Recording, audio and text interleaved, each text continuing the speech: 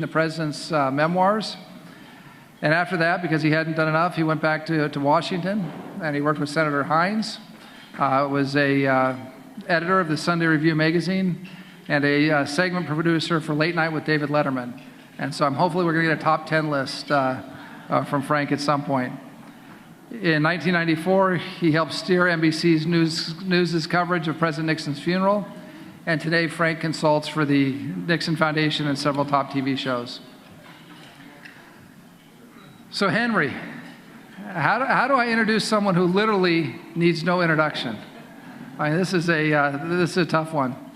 In 1938, Henry was 15 years old, and he and his family wisely fled Nazi Germany. 5 years later, he was called up to the U.S. Army, and he served in the European theater and fought in World War II, and he was awarded the Bronze Star for bravery, and he also became a U.S. citizen in that war. A lot of people don't know that about Henry. So he's a soldier. He went to Harvard. He taught at Harvard. And then in 1969, January, Richard Nixon was sworn in as President of the United States. And by his side was Henry Kissinger as the Assistant to the President for National Security Affairs, or what we call the National Security Advisor. He became one of the greatest diplomats of the 20th century and perhaps the last millennia. Henry's the sole surviving member of President Nixon's cabinet, and he's never in all these years stopped serving the United States of America. Henry was the 7th National Security Advisor. I was the 27th National Security Advisor, so there were 20 between us. Jake Sullivan, the current National Security Advisor, is the 28th. But there are 26 of us, and the reason for that is Robert Cutler and Brent Scowcroft served 2 non-consecutive terms. There are 13 of us that are still alive, and Henry is the dean of our small little club. Now, Henry did something really important for us. He got us our office in the West Wing. We've got a great office. Only the small reception area that some of you have been to in the West Wing and the cabinet room are between the National Security Advisor's office and the Oval Office. And as you know, up until that time, the NSA's office was down in the basement. But in the West Wing, real estate's really important.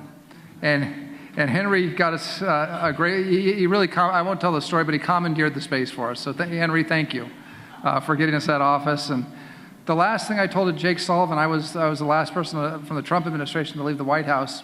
We'd said goodbye to the president earlier that morning. Jake and I did kind of the last bit of our transition. And I said to Jake, Henry got us this office in 1969. Do not let anybody get this office from you. And I was thinking of Susan Rice, who had been a national security advisor, but was now upstairs as the domestic policy advisor. And so thank you. So my conversations with Henry, like all conversations between a current national security advisor and the past national security advisor or his past colleagues or her past colleagues, are confidential. But I'm going to disclose one tonight. 3 years ago this very month, it was clear that the Democrats were going to impeach President Trump. And I went to see Henry in his home in Manhattan, in his apartment. And I was waiting in the entryway. I'd met him before, but didn't know him well.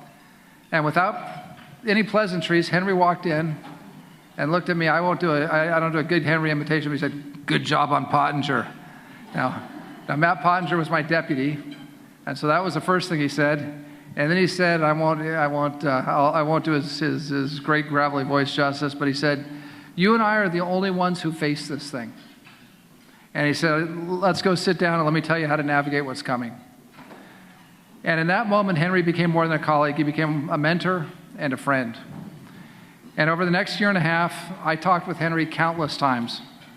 On my way to an arms control summit in Geneva with General Patrushev, I was on the phone with him over the Atlantic. Flying to Jerusalem to negotiate with the Abraham Accords with Bibi Netanyahu, I was on the phone with Henry.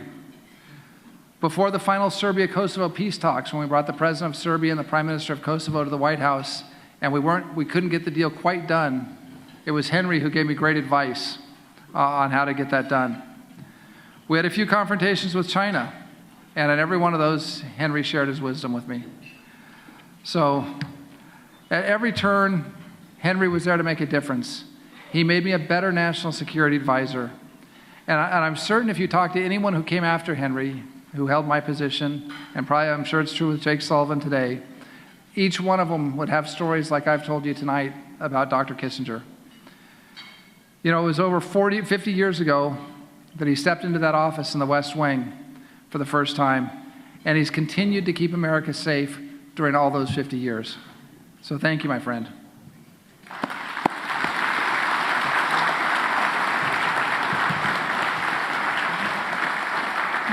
Now, please join me in welcoming Dr. Henry Kissinger and Dr. Frank Gannon to the stage. They'll begin their short their conversation after a short video produced by the Nixon Foundation.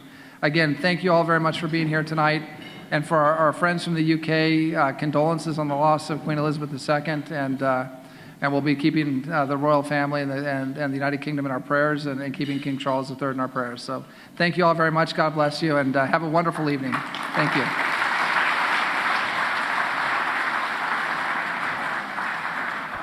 What was your reaction when you finally heard that the invitation to come to Peking was being extended from Zhou Enlai? Well, we had several messages, feelers on it up to that time, and each one of them we had to reject. Zhou Enlai had sent messages indicating that he had heard from the Pakistanis. Ceausescu sent us a message indicating that he'd heard from the Chinese, but in each case the Chinese were conditioning any meeting or any change in relationship on our, frankly, dumping Taiwan.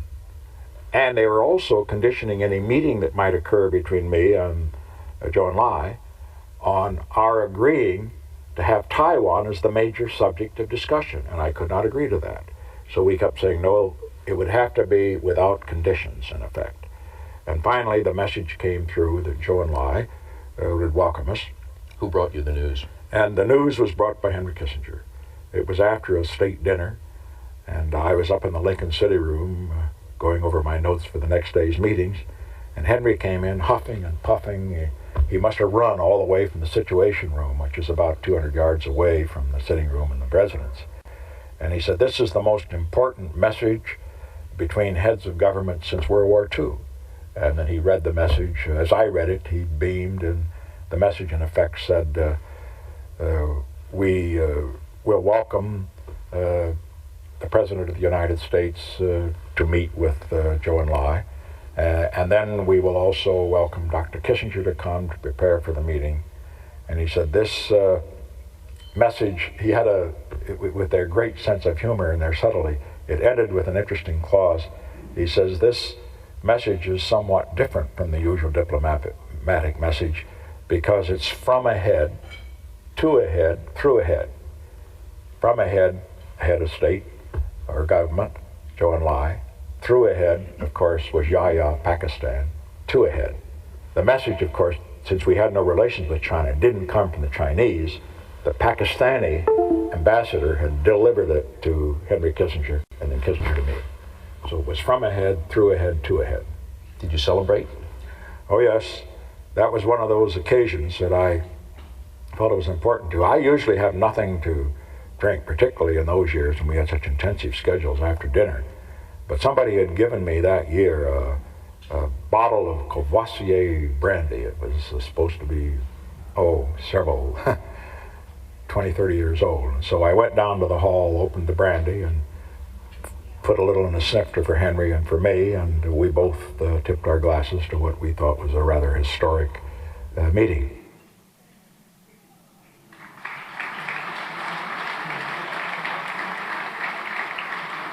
Ladies and gentlemen, the Honorable Henry Kissinger and Frank Gannon.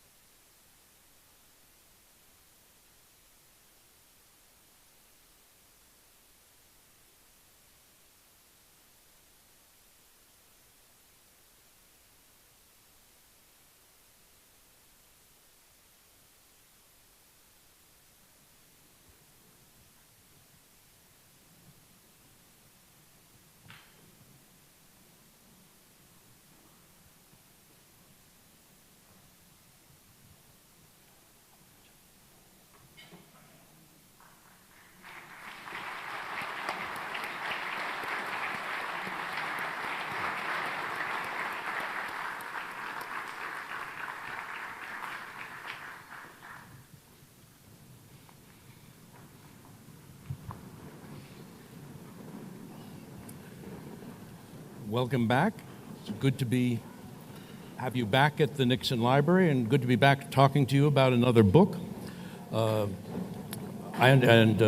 of the 6 profiles of leaders that you concentrate on, or that you present in the book, is Richard Nixon. And I understand that you want to say some things before we begin. You want to say some things about President Nixon.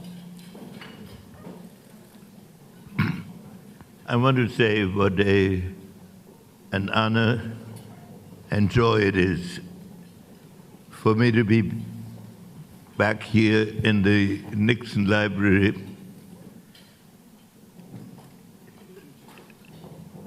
which is a tribute to a president who combined vision and courage in an extraordinarily complex period in which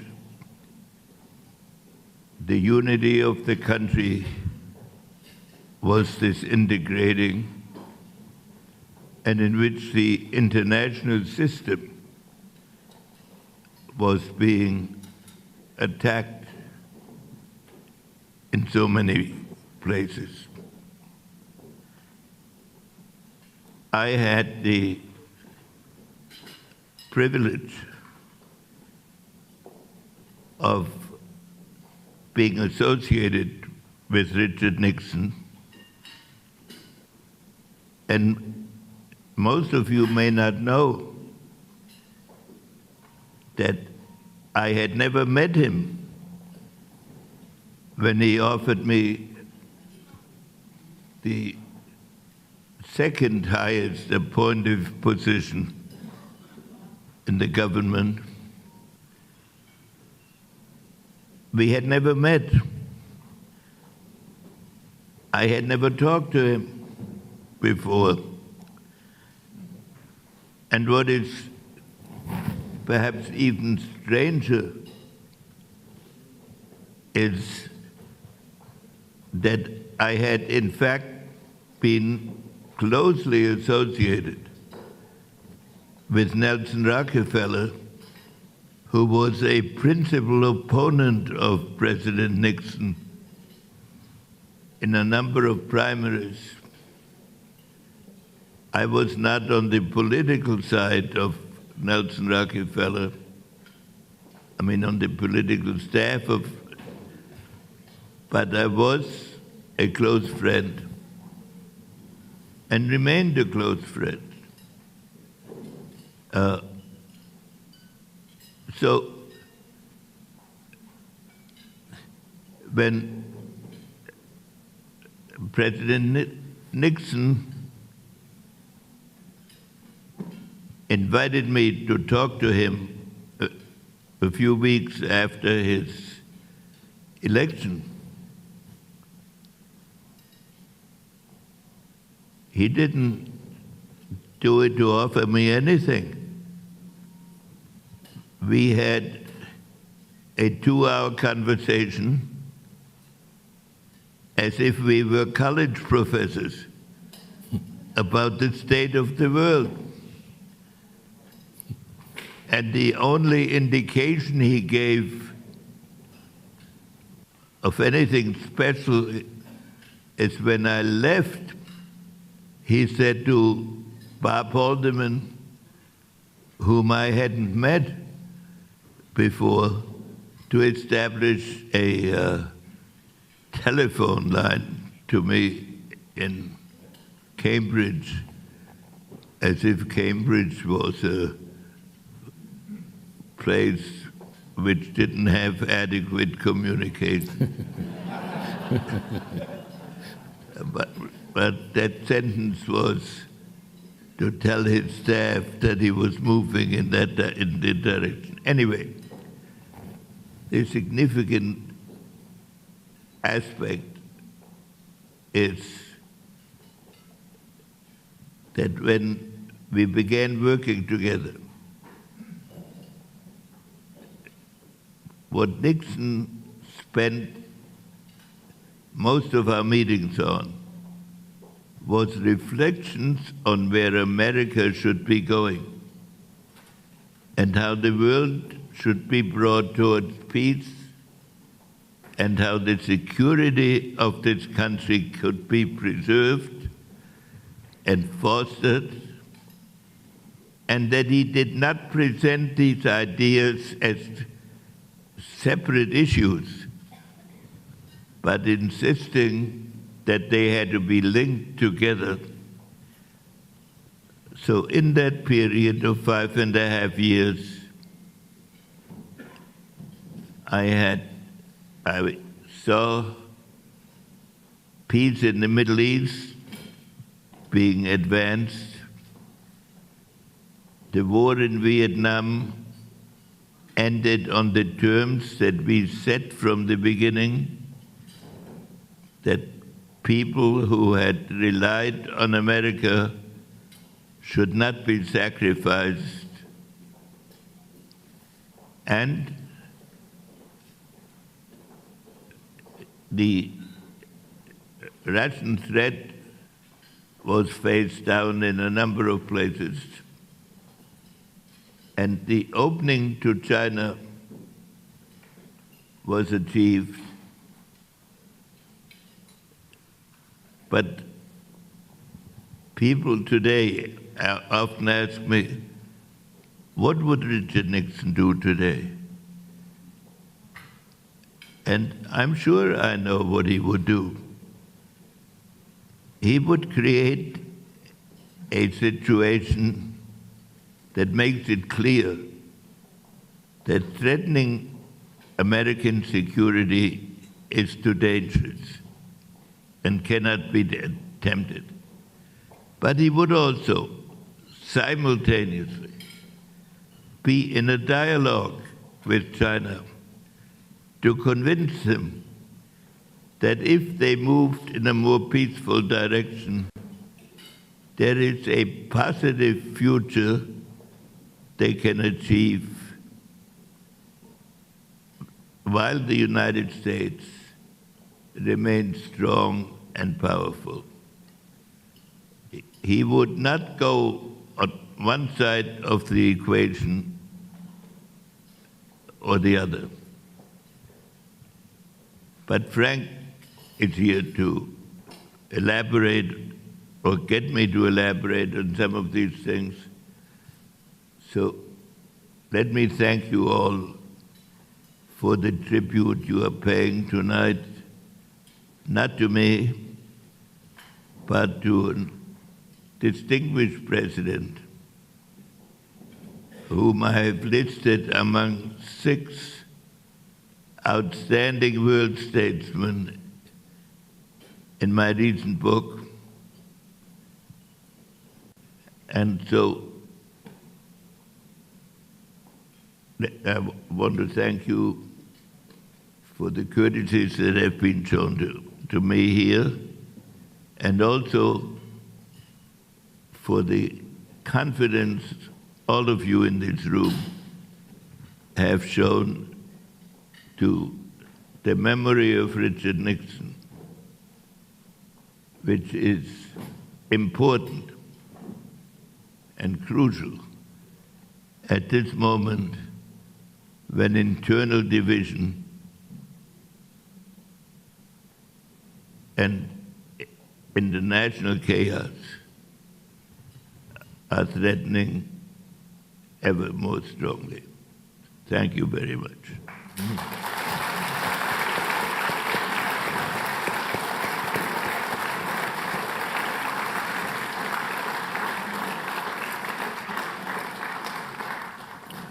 Before we move on to Leaders, which is an extraordinary book, not least because it's so readable and accessible and understandable and has such impact, was just a week ago. It's hard to believe. It was a week ago that Queen Elizabeth died. And the outpouring of emotion and affection has been extraordinary, not just in the UK, but in America and around the world. Are you surprised by that? How do you analyze it? Was the Queen a leader? Was Queen Elizabeth a leader? Was she a leader? Nixon was a strong leader. He led within the framework of his own psychology. So that Nixon did not like to enter a room and pound the table and say, we've got to do the following 5 things. What he typically did is to evoke views. What he rarely did is then to make a decision right away. But he would see that he would make it quickly and decisively. And one classic example is in the spring of 1972, an election year, and he had been widely accused of not doing enough for peace. He had a summit meeting scheduled in Moscow at the end of May. And at the beginning of May, or actually in April, the North Vietnamese started a major offensive with Russian help, attacking all over Vietnam. So Nixon sent me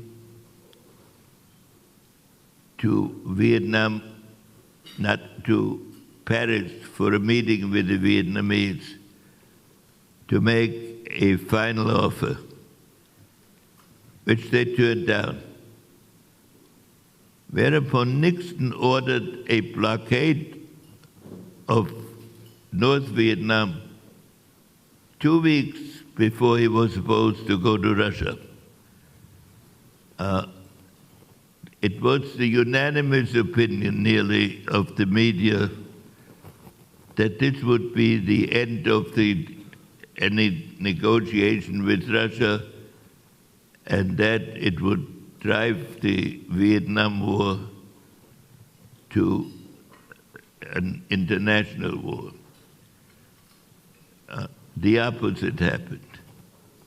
He went to Russia and made a series of agreements which could have been and were in many ways a turning point, specifically an agreement that limited the total number of advanced nuclear weapons. SALT. On both sides. The SALT Treaty. Called SALT, yes, Strategic Arms Limitation Agreement. Or during the Mideast War that occurred in 1973, and the issue was what replacement of losses we would make to Israel, and how the American supplies would be delivered. And there were many complicated plans how to do this in a way that did not engage us in a manner in which the Arab world would be driven totally against us. This went on for about 3 days. And then Nixon said, we will pay as much of a price for sending 1 airplane as for sending 100. And he ordered that all the deliveries come through the American military airlift. And that was another turning point in the war, because within 2 weeks of that decision, a ceasefire was achieved because the local battles turned in the American direction.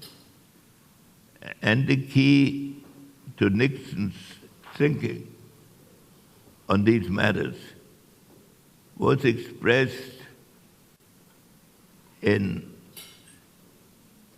a view one often heard. You pay the same price for doing something halfway as for doing it completely. And if you don't know what to do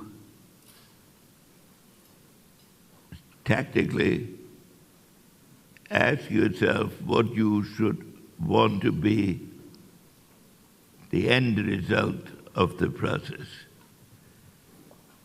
And so as a leader, he would not proclaim this in an aggressive public manner, but it guided his conduct. And so I, coming in fresh, was increasingly, with the passage of not very much time, accepting these principles. And that enabled us, he on the conceptual side and I on the implementing side, to achieve what I think it's a unique record in foreign policy in the entire post-World War II period.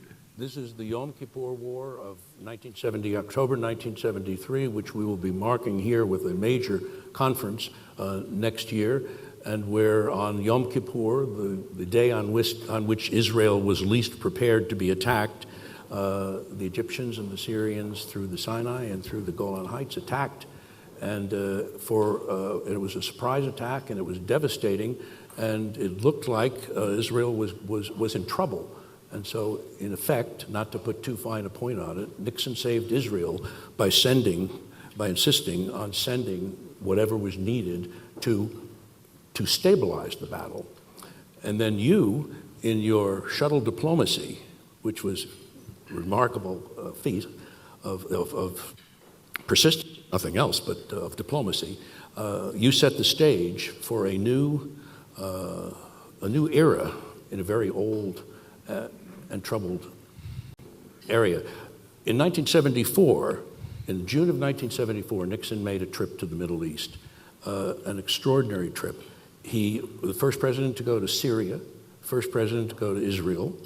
He went to Saudi Arabia and Jordan. He squared the circle by starting in Egypt, in Cairo, being cheered by 1 million Egyptians, and then he ended by addressing the Knesset in Jerusalem. And 8 weeks later, he had to resign. It's impossible to know, but what plans did you and President Nixon have to build on that trip and the relationships that had been built? What were the next steps, had he not had to resign? Well, I have always considered that Nixon's leaving office at that time was a tragedy because we had achieved a point where the relationship where we were the key element in the relationship between Russia and China, because we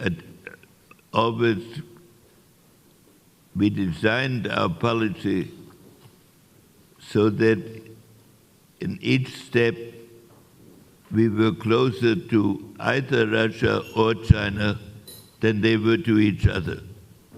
So we always had the superior bargaining position. And we were quite convinced, and the conduct of both sides reflected it, that we could have made quite significant progress. In the Middle East, there were disengagement agreements already between Egypt and Israel. There were a whole set of agreements. At that time, still, Iran was on the American side. And if it would not have been, what defeated the pro-American government in large part was that there was no succession to Nixon that could conduct the affirmative policy he had conducted before. So the position, and we were at that moment beginning negotiations about how to relate technology to its political impact in the world. So he left an important legacy, but the ultimate legacy of a leader should not be the things he does himself, but the process he starts and the thought that he leaves behind on which future societies can build. And that opportunity we lost by the tragedies of that year. And we're in a comparable period now where a combination of international crises and domestic dilemmas produce a kind of paralysis at a moment when forward movement and creative ideas are the principal need. I see a picture of Golda Meir and you and the president here. She was not prime minister at the time of the war, although in the Knesset speech he toasted her, and his relationship and your relationship with her was recent and current and deep. Did you consider her for inclusion in leaders?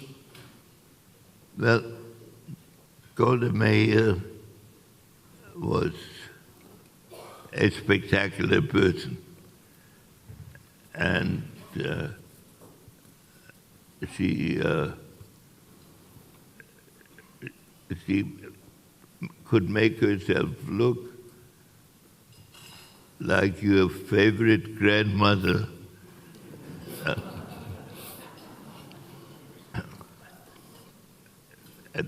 But she was also very tough.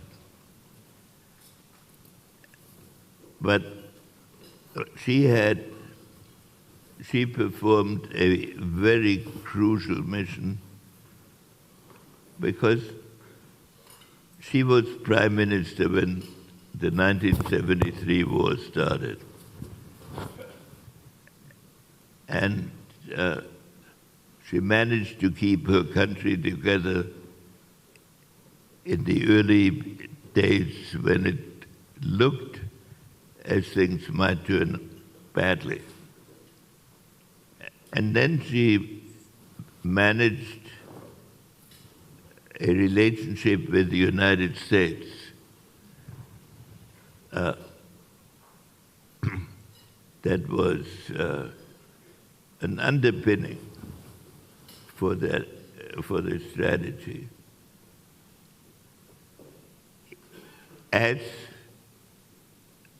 the war turned in a way in which the Russian position was undermined, and therefore the American position was increased.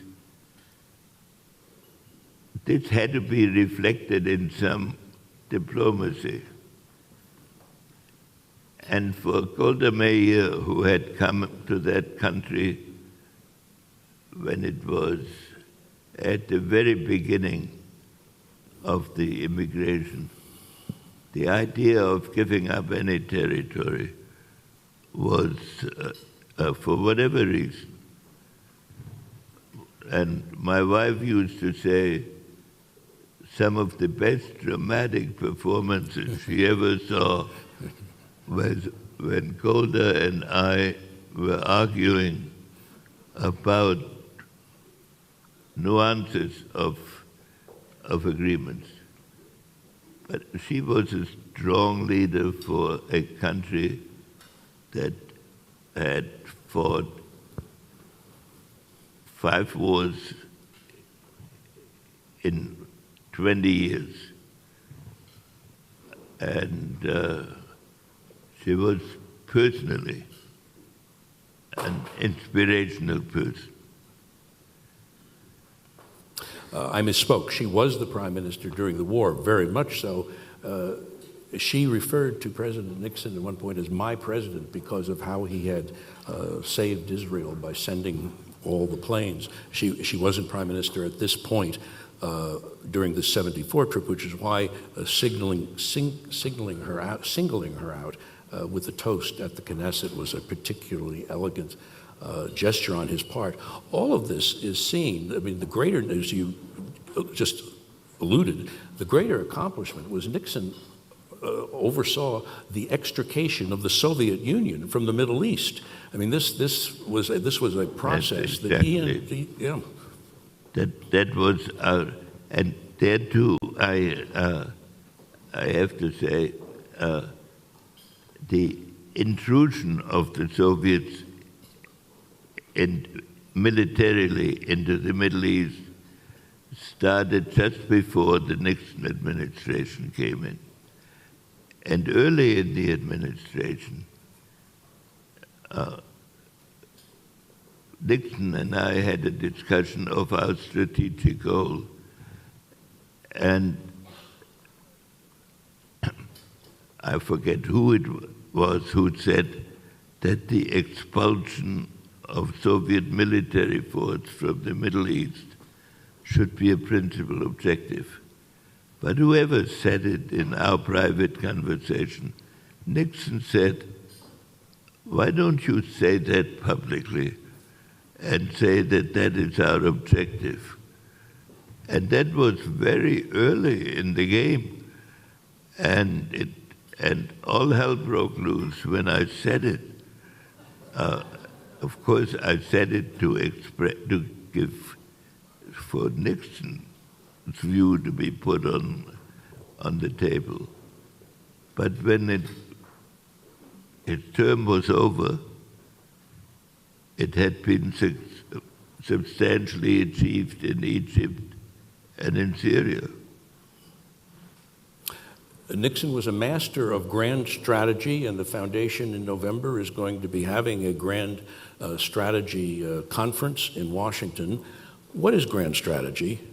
how was Nixon a grand strategist? He was always always playing at you, which is why great minds thought alike on that. Which is why, although you hadn't known him and had worked for Nelson Rockefeller, you were the perfect pair because great minds thought alike, and you thought in terms of consequences and indirection. No, I forget my question. I got so carried away. No. Grand strategy, thank you.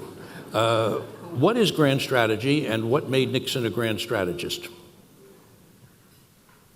What made Nixon a great grand strategist is that he was not, he of course was perfectly willing to address the problem of the day. But what occupied him most in the conversations that he and I conducted practically every day on what was supposed to go on was the definition of how we could be both strong and visionary. Too often our domestic debate is conducted as a debate between people who want to do away with weapons and others who think you can do everything with weapons. And Nixon's great strength was his determination to link the two together. In fact, he sent in the third or fourth week of his administration, he sent out a memorandum to all departments concerned with foreign policy to tell them he wanted to link the various objectives almost like an artistic measure. I can give you one example in the China relations. Nixon had written an article about opening to China that was quite prescient, very prescient. But it couldn't, as an article out of government, explain exactly how you do that.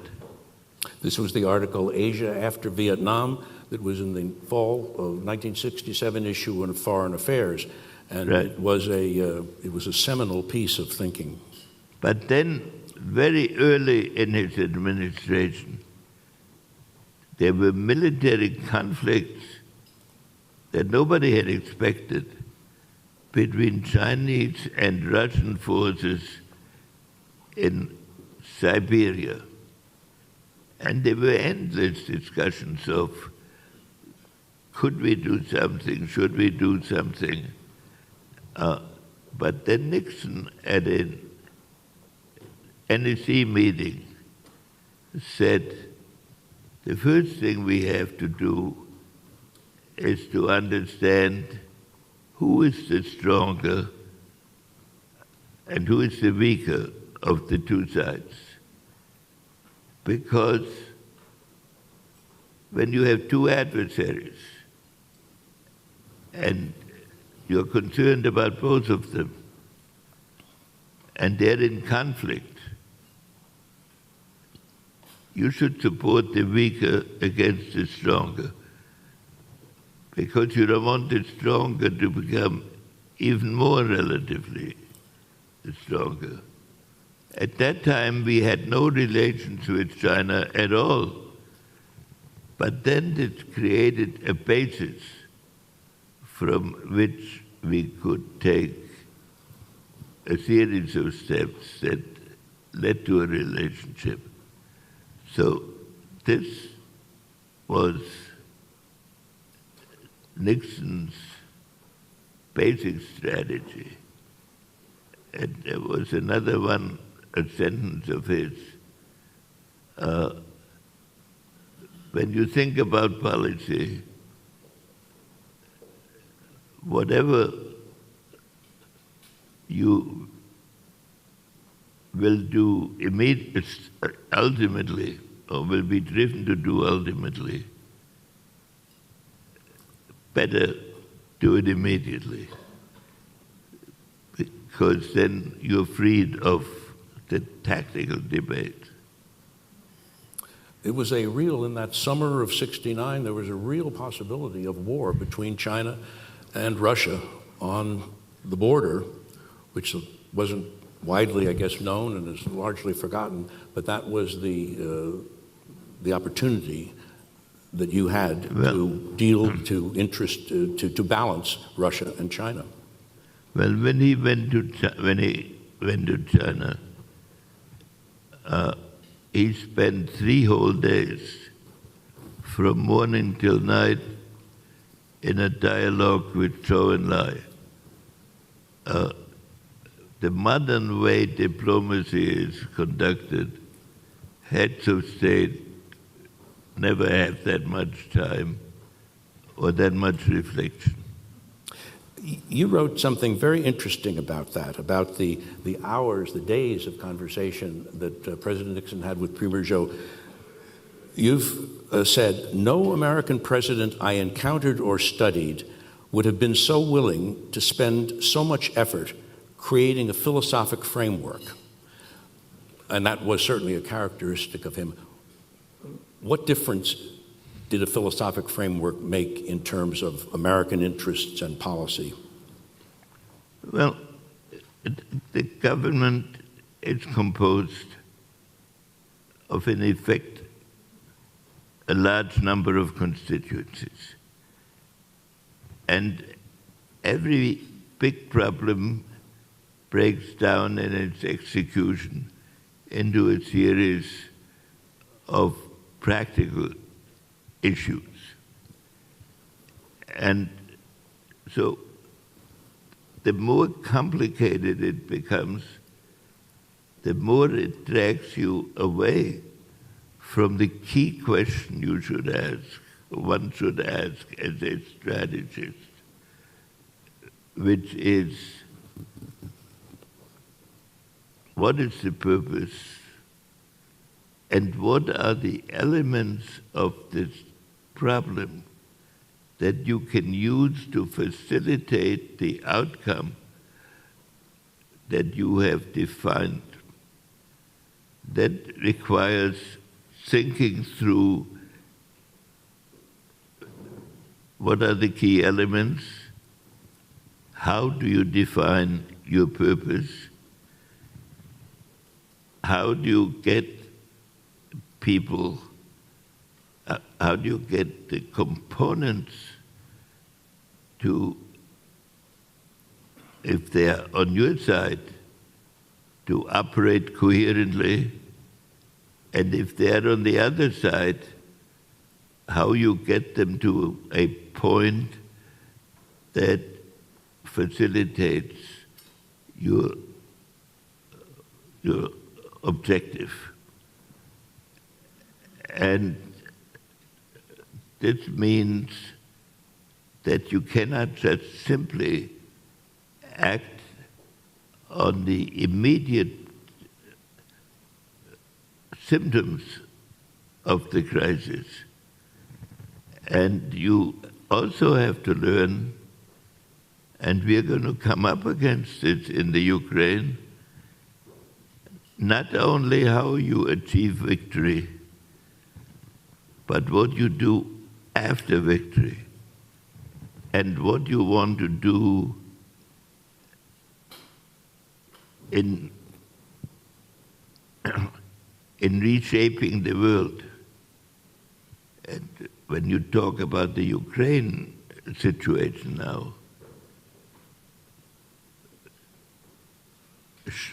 do we want to create a situation in which a Russia that has been stopped, which is essential, but in which that Russia then becomes open to a new relationship with the West, or whether it looks to China for its inspiration and support. So while we are fighting that war now, in which we need to defeat Russian aggression, what the next 3 moves should be. President Zelensky certainly qualifies as a hero. How does he rank as a leader? How does he? Does President Zelensky rank as a leader? How do I rank Nixon as a leader? Zelensky as a leader. Well, in the terms,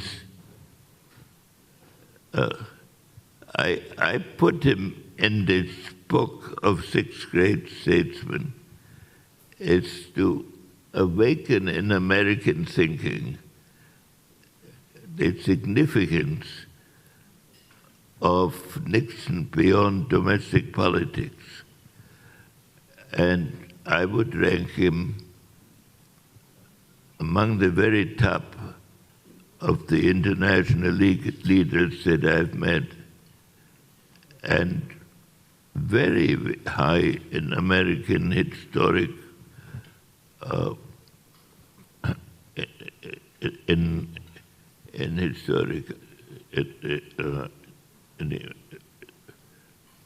the historic role.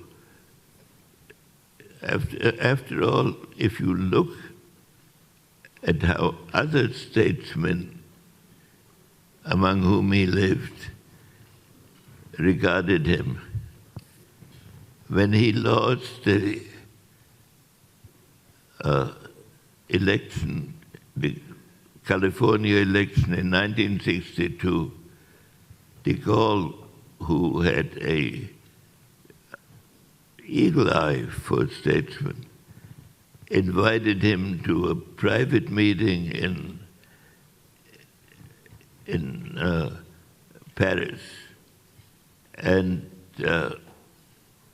made it and announced after the meeting that he considered Nixon a significant statesman. And that was when everybody said Nixon had no chance. This greatly surprised the American ambassador, who had not acknowledged Nixon's presence in Paris until de Gaulle invited him to the Élysée, to the thing he was given, at which de Gaulle says Nixon was who had just lost the presidency and had just lost the governorship, as a man with a future. When in my 1983 interviews with President Nixon, the last question I asked him was how he would like to be remembered. And I saved it for last because I was pretty sure of the way he would react, and he didn't disappoint. I asked him how he would like to be remembered, and he said, "I don't get into that kind of crap." So I'm sure the C word is occurring to you right now, but here goes. How would you like to be remembered? No, I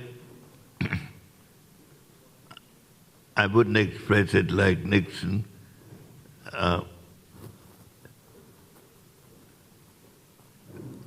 I think if you attempt as a national figure or international figure to try to figure out what the public opinion will be X number of years from now, you drive yourself crazy. I think to be a great leader, you have to have a vision for your country, because great leaders move their country or their people from where they are to where they have never been. And so even you take somebody like de Gaulle or Churchill, you find no essays on how they want to be regarded in the future, but a lot of essays, what they think their country, and for America, we have been so blessed with material goods that we've been able to deal with crises largely on a piecemeal basis. But that period is over for America because too many things are happening simultaneously. So that what I would feel America needs most importantly is a faith in a national future. Of course, there'll be lots of disagreements on tactics, but the most important thing a great leader can do is to give his society the courage to live up to its potential. And we have been, and that, strangely enough, I say strangely only because in terms of the debates that went on in Nixon's lifetime, that is what Nixon was most focused on. And on one of his last nights in office, when we were sitting together, we were discussing this subject. And I said to him, history will treat you better than your contemporaries. And he said, that depends who writes history. And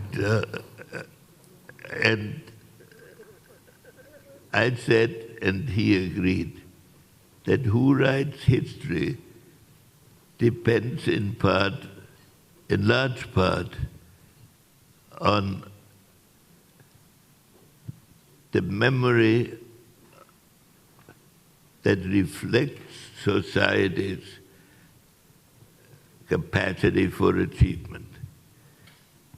And I think that that remains to be true, because if leaders are totally focused on themselves, they become overwhelmed by the communications of the moment, and they will spend so much of their effort on trying to figure out the angle that they forget what the direction should be. I think it's the overwhelming problem of our time.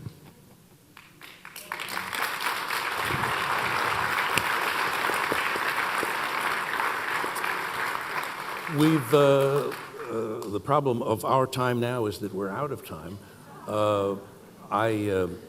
But let's agree. We'll meet here again next year. We'll celebrate your 100th birthday.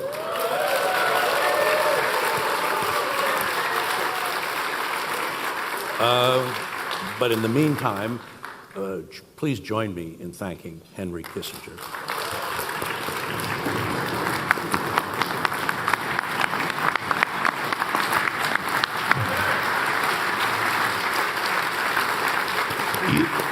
You made it go very smoothly. Ladies and gentlemen, the highest award that the Nixon Foundation presents is the Architect of Peace Award. And tonight, Dr. Kissinger becomes its only two-time recipient. To bestow that award, I'd like to welcome Ling and Charlie Zhang.